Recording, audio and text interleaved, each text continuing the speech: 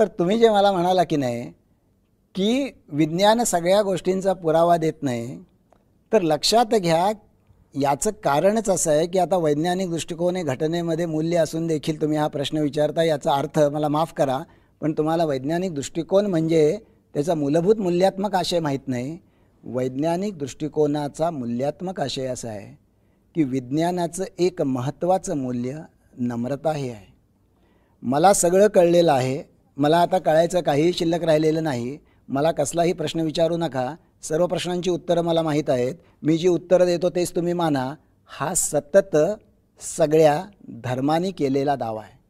विज्ञान असं म्हणतं आज मला एवढं कळलेलं आहे, याच्यापेक्षा वेगळा पुरावा जर उद्या पुढं आला तर मी तो वेगळा पुरावा मानेन।